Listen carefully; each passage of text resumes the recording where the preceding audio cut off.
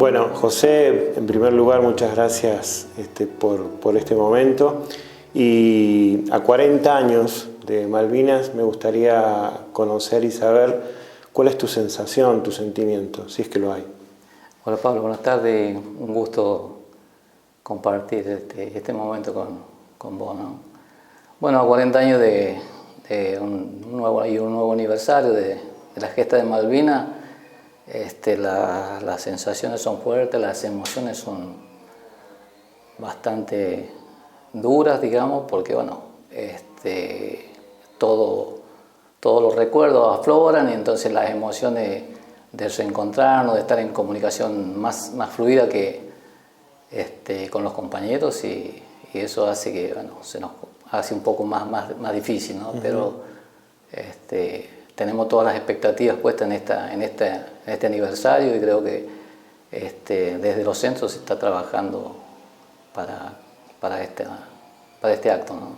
¿Qué imágenes se te vienen a la cabeza después de 40 años? Vos tuviste una particularidad, vos no estuviste en Malvinas, pero sí en el legendario crucero General Belgrano. Sí, soy sobreviviente de crucero Belgrano, lo navegué 1 año y medio.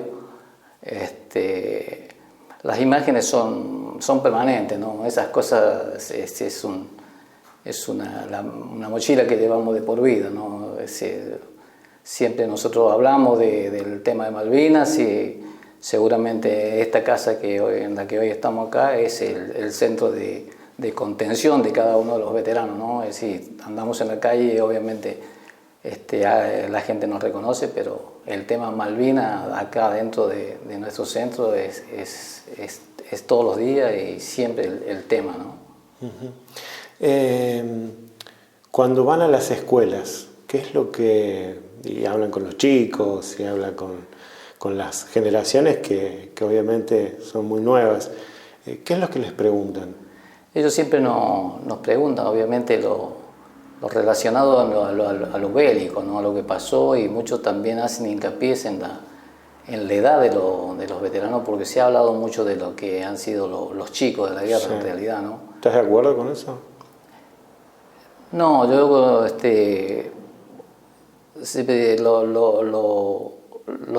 los chicos me parece medio una palabra que no va con lo que ellos demostraron en la guerra. Si bien eran muy jóvenes, lo que se hizo en Malvinas, lo que hicieron en Malvinas y en cada uno de los lugares donde estuvieron, demostraron que eran mucho más que chicos, ¿no? Y hay una cosa que por ahí la gente siempre, yo se las hago ver por lo que yo he vivido, que habla de los soldados de 18 años que había porque era el servicio militar obligatorio. Pero muchos no saben o no tienen el dato. En el crucero Belgrano había de 16 años. Murieron de 16 años.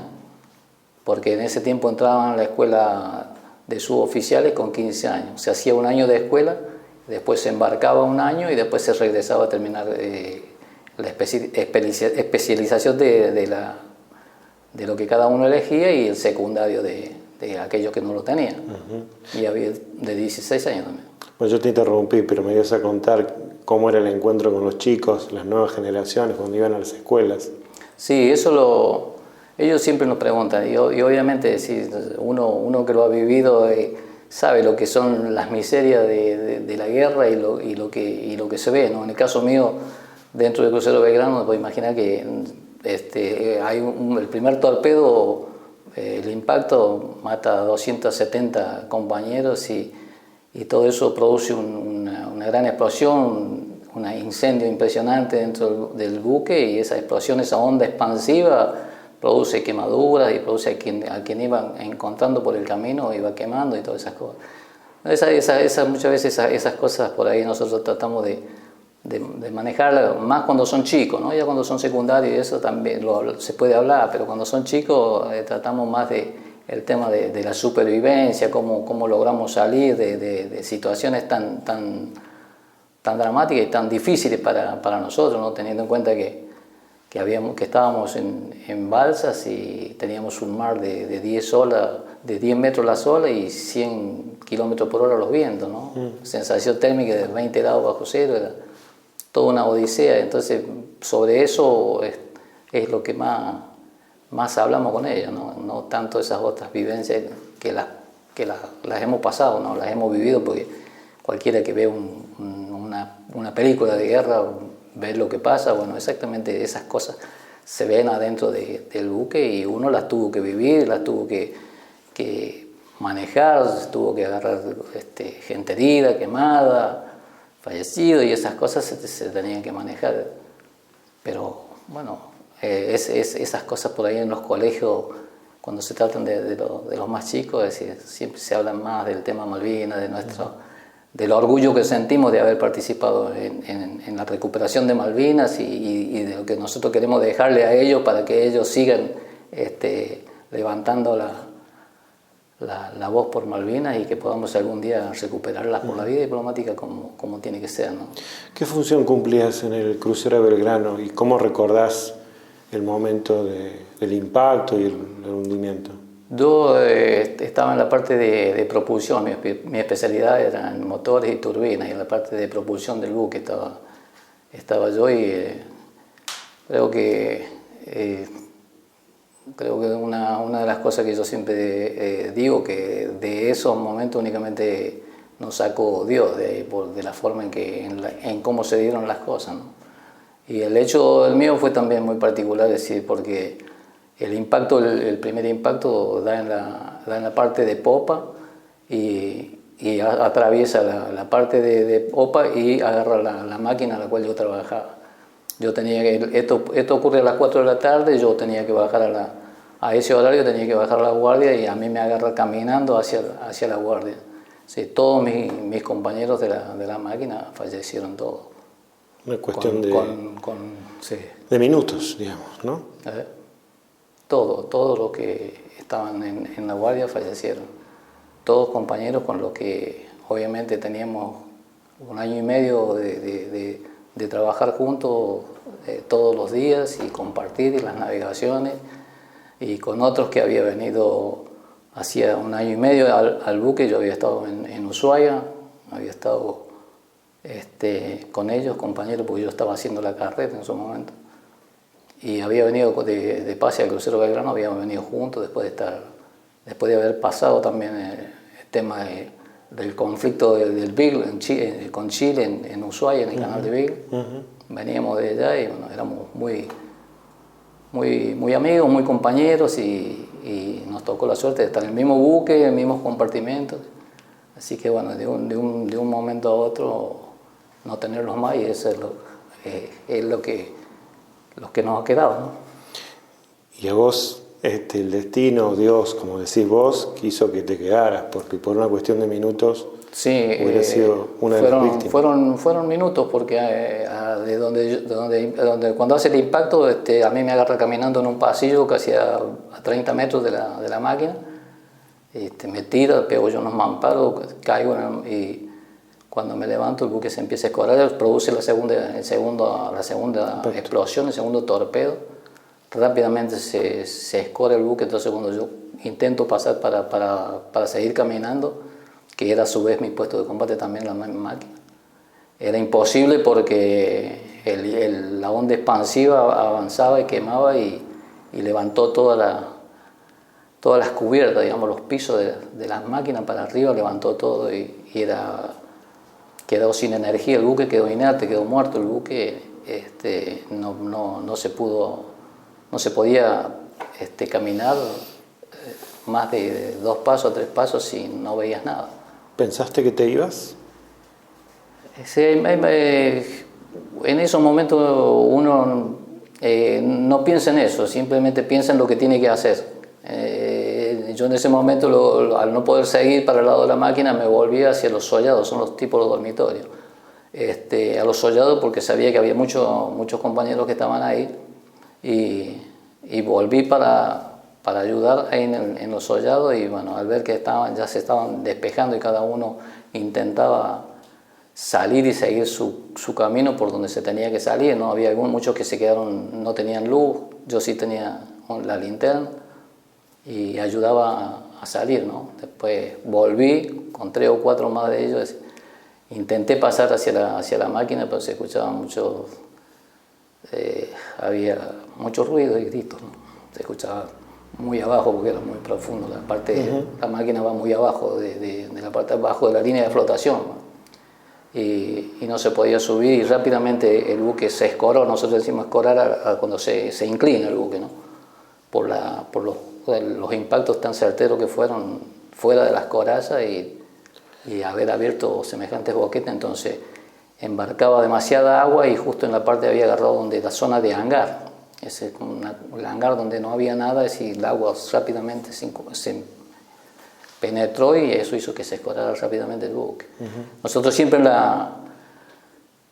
hacíamos zafarrancho de incendio, de combate, de supervivencia en el mar, y siempre estábamos preparados en ese tema, y siempre decíamos que mínimamente el buque para hundirse tendría 2 horas, no menos de 2 horas, por ser un buque que tenía 185 metros de largo.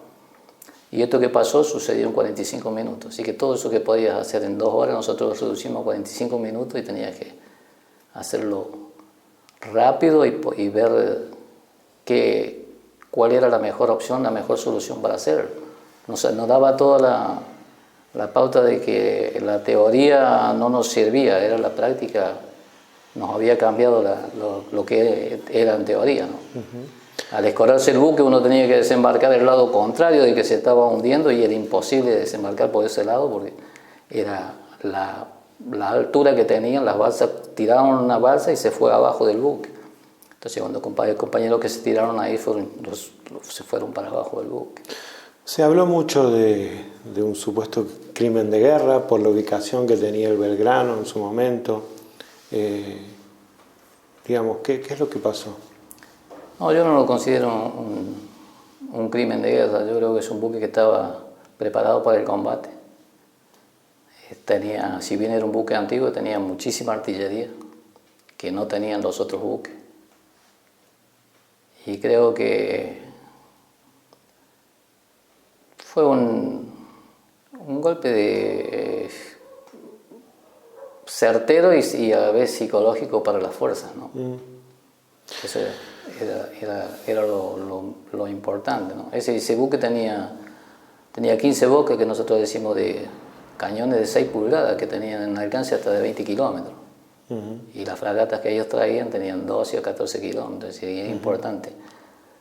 Pero obviamente era un buque antiguo, ¿no? Por eso es que lo sorprende el submarino, claro. Nos sorprende. 2 días antes nosotros trabajábamos, estaba el grupo de tarea, era el crucero Belgrano y 2 destructores de custodias bien separados, y 2 días antes del hundimiento los destructores captaron al submarino en la zona.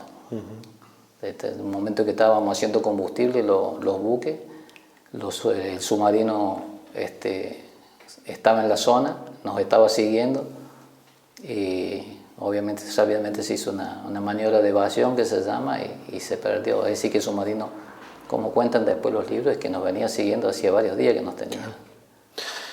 Todo esto que me estás contando y que lo has contado en las escuelas y que se lo habrás contado a tu familia y a los más chicos, digo, ¿es sanador? ¿Te hace bien hacerlo? Sí, vos sabés que yo pasé muchísimo tiempo sin hablarlo del tema de Malvinas. Incluso hoy mis hijos por ahí escuchan cosas que nunca me escucharon hablar. Y hasta ellos se sorprenden muchas veces. Me preguntan, pero vos nunca nos dijiste esto, nunca dijiste esto. Fue muy, muy, muy difícil el empezar a hablar de Malvinas, más cuando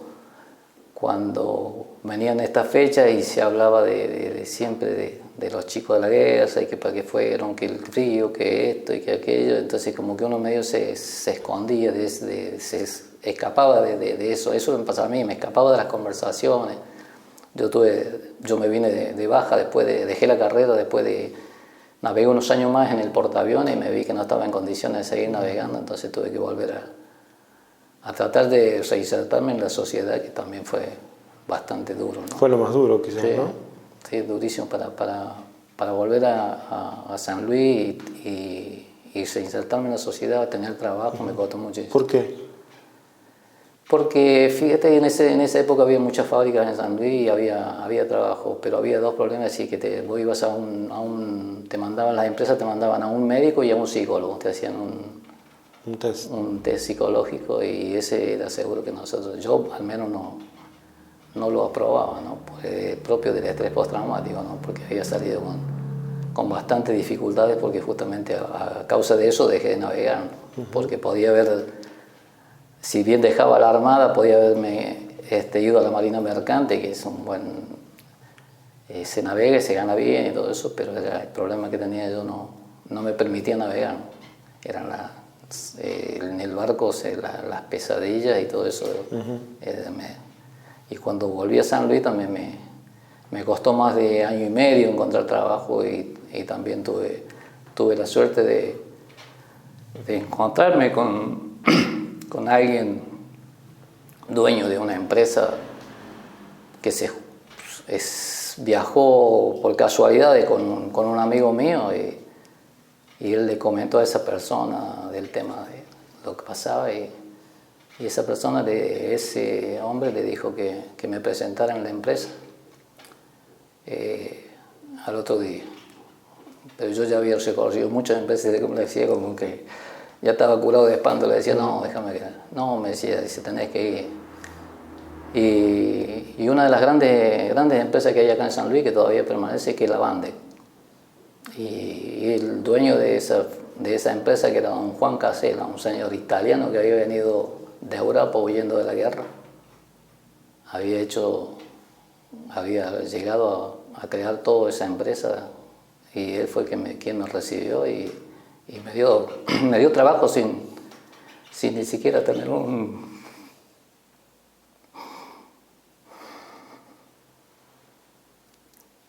de confianza, confió en vos, sí, que era lo más importante. Sí, ¿no? él sin ningún revisación médica, ni siquiera nada. Confió en vos. Directamente a trabajar. Sí. Y tuve la suerte de responderle. Trabajé 25 años en la fábrica. Así que... José, ¿cuál es tu mensaje para la gente que está mirando este video hoy, a 40 años? Siempre digo que las guerras no nos conducen a nada y hoy creo que lo estamos viviendo y estamos viendo lo que está pasando, ¿no? Acá en las guerras no hay ganadores ni vencedores, somos todos perdedores porque son vidas humanas las que se pierden.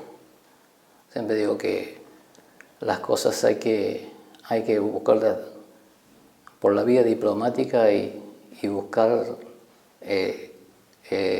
hablar y hasta que se llegue a un acuerdo, porque estas cosas las producen la guerra personas que se conocen y hasta se han reunido, como vemos ahora, en las mismas mesas han estado hablando y hoy se produce una guerra. Y las pelean aquella gente que no se vio nunca, ¿no? Sí, verdad. Eso es lo que muchas veces nosotros hoy lo estamos viendo y lo sufrimos un montón, ¿no? Porque las hemos pasado. Y lo que queda después, que es la peor, como yo digo, la peor batalla es la que estamos luchando ahora. Tal cual. A 40 años.